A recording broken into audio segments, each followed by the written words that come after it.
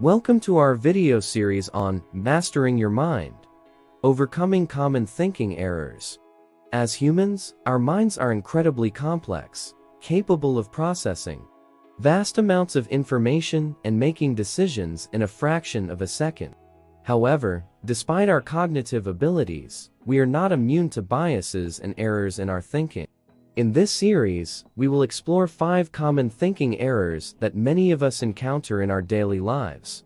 These errors can lead us astray, affecting our decision-making processes and influencing the way we perceive the world around us. But fear not, alongside each error, we will provide practical strategies and techniques to help you recognize and overcome these cognitive pitfalls. As usual, a like and subscription to your channel will help the channel grow. Don't hesitate to take a few seconds to support the creators of this video. We'll get to the main content now. As humans, we are prone to cognitive biases and distortions in our perceptions and worldviews. Many people claim to always view things from an objective standpoint, but is that really true? This video will summarize 5 common thinking errors that we often encounter based on my observations, as well as provide solutions to help overcome them. First thinking error: confirmation bias. Confirmation bias is the tendency for humans to accept information that reinforces their existing beliefs and viewpoints, while ignoring information that contradicts them. For example, when we believe that couples with a significant age difference are bound to encounter difficulties, we often only focus on cases where such couples are unhappy to bolster our belief, while disregarding cases where age-different couples live harmoniously together. So why do we easily fall into confirmation bias? According to the Decision Lab, there are 2 reasons for this. Confirmation bias is a shortcut that the brain often uses. In the past, when faced with life-threatening situations, our ancestors only had a few moments to think and act. Every decision had to be made quickly. Therefore, the brain gradually developed a filter to help us process information faster. We only need to consider information based on our existing beliefs, without having to evaluate them from scratch. Thinking with confirmation bias is also a way to protect our self-esteem. Rejecting previously formed thoughts requires us to admit our own mistakes. Conversely, accepting information based on pre-existing perspectives helps us feel more confident in our intelligence, that all of our thoughts are always correct. Therefore, we often seek supporting information rather than challenge our existing beliefs. So, what are the impacts of confirmation bias? It must be clarified that completely eliminating confirmation bias is impossible because it is the mechanism of the brain. And confirmation bias is not always bad. Sometimes it can help us save energy in the thinking process and reinforce our self-belief. However, in today's information-saturated world, if we simply view things through the lens of confirmation bias, we are prone to believing in distorted information and making erroneous decisions. With the example above, if we fully believe in age differences without considering other aspects, we may miss out on a suitable partner in terms of appearance and personality, just because of a preconceived belief that we didn't even bother to verify. So how do we counter confirmation bias? There are 2 ways to avoid this cognitive error. Firstly, be open to alternative viewpoints. Don't assume that you are right and all other perspectives are wrong. Approach things with the mindset that what you know currently is relative, and you could be wrong at any time. When receiving new information, ask many questions to verify its credibility. At the same time, if it contradicts your viewpoint, ask yourself, why do others believe in this perspective while I don't? Secondly, check your beliefs. Instead of simply reading and accepting one-sided information, if possible, take action to verify it. For example, if you want to know if Santa Claus is real, stay up all night on Christmas Eve. However, you shouldn't try everything and should analyze selectively. Don't try drugs to see if they are addictive or not. Second thinking error: sunk cost fallacy. This is a term that refers to the tendency of humans to pursue things that they have invested a lot of time and effort into, regardless of whether it still brings benefits or not. For example, a fourth-year medical student realizes that they are no longer interested in medicine, but because they have invested so much time and money, they continue to study medicine. Later, the student becomes overwhelmed and their mental health deteriorates. The sunk cost fallacy appears in many aspects of life, not just in decisions related to finances. For example, trying to finish a book or movie you don't like just because you've already started it. Betting more money to recover losses. Investing effort into a long-term relationship, even though both parties no longer derive value from it. Continuing an activity you no longer enjoy, just because you've already put effort into it. So why do we fall into the sunk cost fallacy? There are two reasons for this. Firstly, it's the risk aversion tendency of most of us. Even if things are going in a direction we don't desire, we still feel safer sticking to our previous choices. The feeling of losing something has a stronger impact on us than the feeling of gaining something. This is why we often pursue decisions we've made, even if they no longer bring benefits. Secondly, it's due to the commitment bias. This is the tendency of humans to continue to pursue their previous beliefs, because we will feel guilty and lack determination if we abandon our choices. So how do we prevent the sunk cost fallacy? To avoid the sunk cost fallacy, you need to truly analyze your situation. Make a list of the gains and losses of pursuing a decision. From there, make a decision after carefully comparing, rather than relying on emotions. Consider abandoning what you're doing if it doesn't bring any value to you, both in the short term and long term. Affects your physical and mental health. Isn't the best investment you could use your talents and money elsewhere to gain more value. This depends on the values you aim for in life. Third thinking error, hindsight bias. Hindsight bias describes the tendency for someone to overestimate their ability to predict an outcome before a situation occurs. When looking back on past events, we often believe that we could easily see all the signs leading to the current outcome.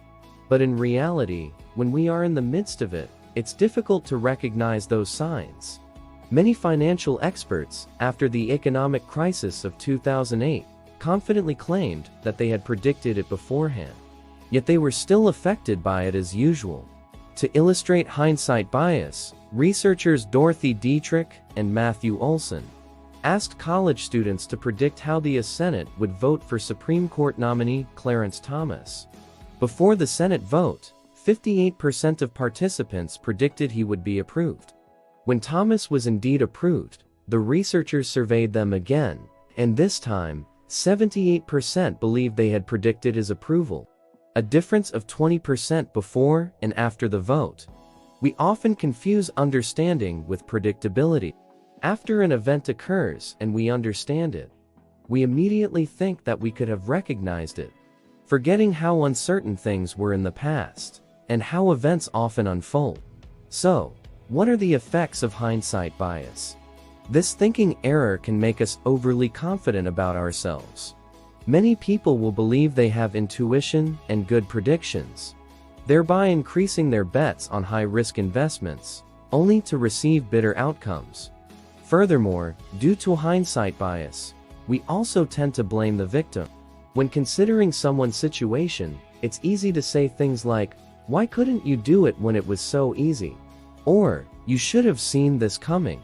After I participated in a reality TV show, many people, after congratulating me, also criticized how easy it was. But you couldn't answer, but I believe if they were in a pressured state, with dozens of cameras overhead and loved ones with high expectations behind them, they would understand. It's not as easy as it seems. How can we avoid hindsight bias? You can consider the following two ways. Firstly, consider various scenarios that events could unfold.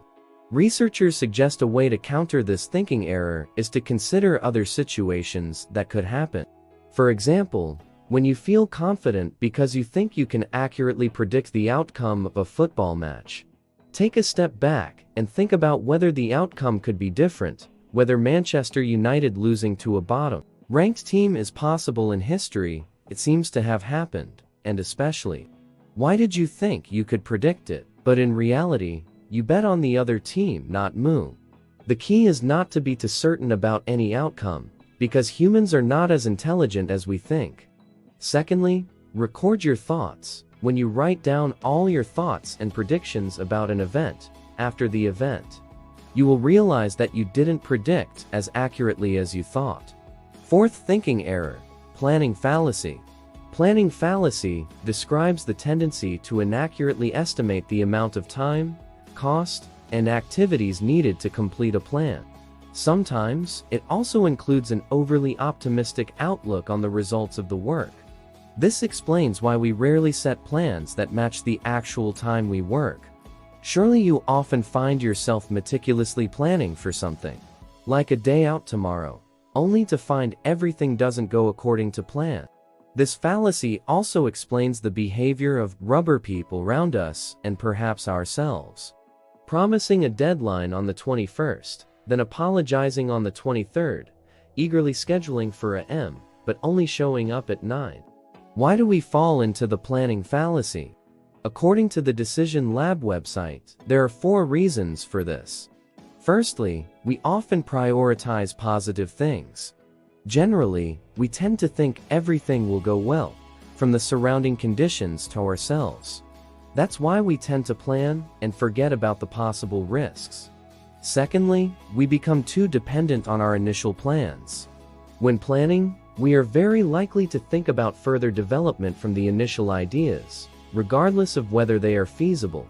For example, when you plan to do an assignment in 5 days, but the deadline is reduced to 3 days. If you don't make a new plan, missing the deadline is obvious. Thirdly, we overlook negative information. This is the consequence of positive thinking mentioned above.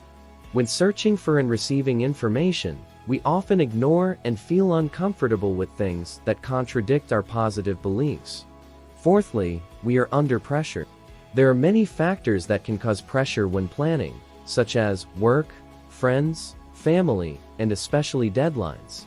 Deadlines are a very useful time management tool, but if set unrealistically, they can backfire. So how to avoid the planning fallacy? You can refer to the following 3 ways. Firstly, seek others' perspectives. After planning, ask others if it is feasible, instead of relying solely on subjective views. Of course, you don't always have to listen to others, but multiple perspectives will help minimize the impact of the planning fallacy. Secondly, set realistic intentions. If we only plan vaguely, like, I will finish assignment X in 3 days, it's hard to imagine the obstacles in our plan. But if we plan in detail, to complete assignment X, I will spend 2 hours each day from 8-10 p.m. at home to write. We can assess the feasibility of the plan more easily. Are 2 hours a day enough? Can that time be interrupted, etc.? Then set a fixed schedule in our calendar to ensure we will do it. Of course, there may be something interfering, but detailed intention setting helps us arrange work to avoid its impact. For example, during that time, we can turn off social media and ask family members not to disturb unless necessary. Thirdly, prioritize. When planning, we are easily caught up in a whirlwind of tasks. This makes us forget which task is the most important. You can apply the 80-20 rule to this problem, identifying the top 20% of tasks that affect 80% of the results and solve them first. Fifth thinking error, narrative fallacy.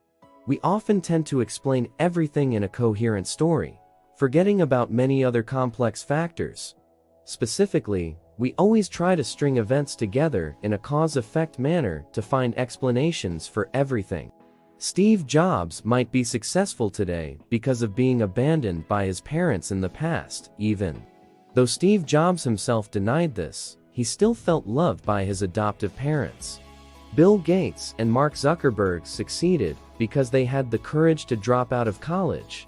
But let's see how many boys who have dropped out of college and claim to be like Bill Gates. have status on Facebook, are wandering the streets. In reality, some events happen entirely by chance, and some events have more causes than one, and narrative fallacy makes us oversimplify the complexity of the world. So why do we fall into narrative fallacy? I know that I might be presenting these things to you, and I might also be falling into the narrative fallacy, so please consider this as one of many perspectives. In ancient times, when the world was still primitive, and our main task was survival, creating stories with the chain of cause-effect relationships was a very useful shortcut to thinking. Seeing a tiger and running away, the result is not dead. Leaving the tribe is dangerous, and the result is death for the world at that time. Just understanding this was enough for survival. But unfortunately, the world today is much more complex, and one-dimensional thinking like this can sometimes lead us away from reality. Like the example of the tribe above, that way of thinking still influences us today, making us unwilling to leave a group, even if it negatively impacts our personal development. The truth is, staying in a group, doing dangerous things can sometimes be more deadly than leaving and finding a better group. But because our minds are dominated by a cause-effect relationship, we do everything to keep the story in our heads intact. So what is the impact of the narrative fallacy? Attaching something that has happened to a specific cause makes us feel more secure in uncertain life, and this is not necessarily a bad thing. If we think that all the collapses of large companies are due to them being too complacent, then to some extent, it gives us the motivation to keep trying. However, the reality is not that simple. There are many other reasons that could lead to the failure of that company, such as the influence of the economy, the relationship between the company owner and the secretary of the competitor. I made this up. Or simply because the company was successful based on the luck of the times. So when that luck runs out, decline is inevitable. Thinking in terms of stories can have negative effects when we are too confident in that story and completely ignore other possibilities. Taking the example from the story of Bill Gates dropping out of college. Because it's so inspiring, many young people eager for success have dropped out of school, believing they will become the next Bill Gates. But they forget to consider other possibilities, such as, how many people who dropped out of school became billionaires like Bill Gates? I don't have specific figures, but out of 8 billion people in the world, probably fewer than 10 are like him. Are you as intelligent as Bill Gates? Bill Gates dropped out of school in 1975. Does the current era still resemble that time? Etc.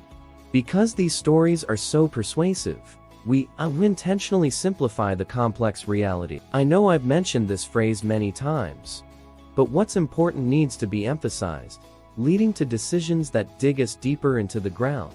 Being too confident in the cause-effect relationship also gives us the illusion that we understand how an event works, making us overly confident. So now, how do we avoid the narrative fallacy?